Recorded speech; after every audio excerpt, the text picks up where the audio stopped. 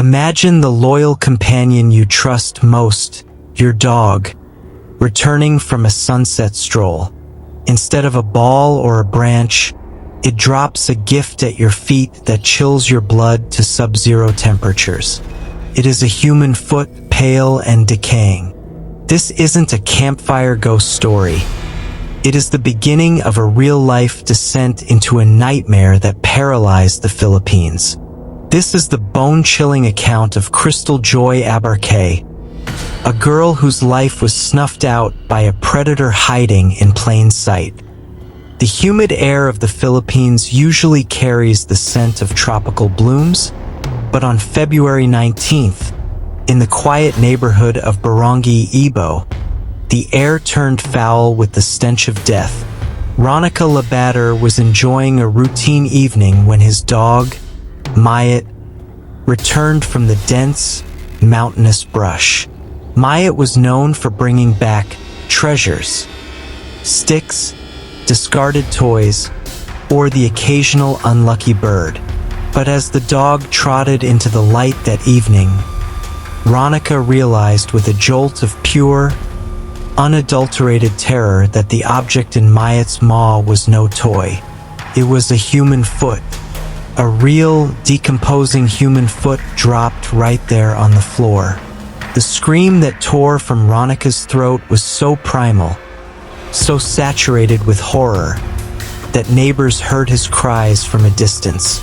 When the police arrived, the atmosphere was thick with dread. They followed the dog's path into the jagged, grassy terrain of the mountainous area in Barangay Ibo, a place where the shadows seemed to swallow the light. There, they stumbled upon a scene of such grotesque brutality that even seasoned officers felt their stomachs churn. Tied to a tree with a simple shoelace around her neck was the decomposing body of a young girl. A few feet away, resting in the dirt like a discarded mask, was her severed head. The killer hadn't just taken her life, they had desecrated her essence. Her bag and personal belongings were scattered nearby, leading police to believe she had been murdered right there at that very spot. As the forensic teams worked, the tragedy gained a name. For 8 days, Cristina Abarquez had been living in a state of agonizing suspense, searching for her 12-year-old daughter. When she was called to view the remains, she was completely devastated. She recognized the sweatpants. She recognized the necklace. It was her baby. It was Crystal Joy Abarquez. Crystal was described as a sweet, bright girl who smiled easily and had a positive energy about her. She was a 6th grade student living with her parents and 2 sisters. Their lives revolved around school and family, especially visiting their grandmother's house, a sanctuary of love and Ulam. February 11th started normally, but a strange, heavy silence had fallen over Crystal.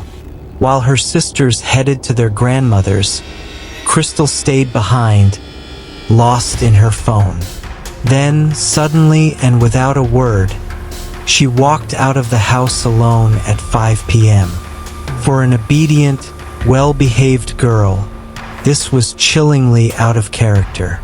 As the sun set and the sky turned dark, the worry turned into a frantic search. Cristina called everyone, friends, family, neighbors, but nobody had a clue. Crystal had vanished into thin air. The Toledo City Police put together a special team, knocking on doors and pulling CCTV footage from the surrounding roads. Eventually, their efforts paid off with a haunting image.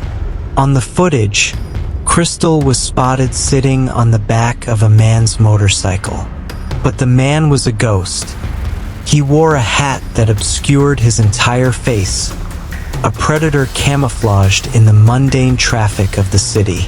Toledo City Mayor Marjorie Paralish offered reward money for any information, but for days, there was nothing but silence.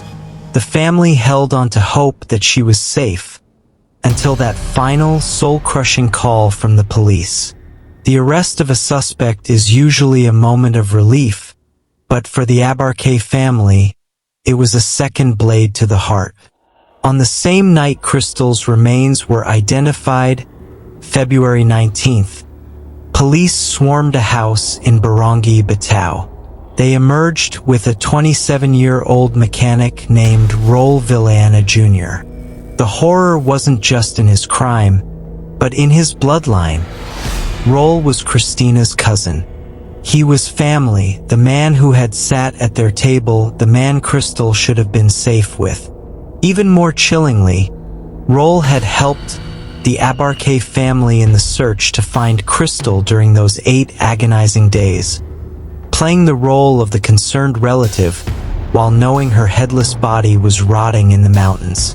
As investigators peeled back the layers of Raul's life, a monstrous history emerged. He moved to Toledo City in 2021, but he carried a dark past with him. He had a documented history of illegal drug use and unstable mental health, having been on medication since he was 15 years old. Most disturbingly, it was discovered that Raul had previously been charged with 2 counts of rape in Iloilo City. There were also whispers of other incidents involving young girls. He was a wolf who had been allowed to roam among the sheep for far too long, and people were outraged that such a predator was walking free. While the nation demanded justice for Crystal, the case opened an old, festering wound in the Philippines. The 2011 murder of 6-year-old Ella Joy Pique. The parallels were haunting and sent shivers down the spines of every parent. Ella had disappeared on February 8th after being lured into a vehicle by a woman and a foreigner. Days later, her tiny body was found at the bottom of a cliff, naked, wrapped in a white bedsheet, and weighted down with 3 large stones. Though suspects were arrested, the case eventually fell apart due to a lack of physical DNA evidence and the court's refusal to rely on the testimony of a child witness. The killers walked free, and the case became a symbol of a system that failed its children. Today, the investigation into Crystal's death remains a high-stakes battle. Raul continues to deny everything, claiming he has a daughter of his own as a shield for his innocence. The autopsy results, which will determine if she was sexually assaulted before her death, are still being closely guarded by officials. Crystal was laid to rest at Ibo Cemetery on February 24th. Her funeral attended by thousands, neighbors and strangers alike, who came to demand that her name not be forgotten. The community has started broader conversations about child safety, not just in public, but within families, as statistics show these crimes are on the rise. The clock is ticking toward the 20-year statute of limitations. We can only hope that the perpetrators in both cases are caught and punished to the fullest extent of the law. Justice for Crystal Joy Abarquez is not just a demand. It is a necessity for a society that refuses to let its children be hunted in the dark.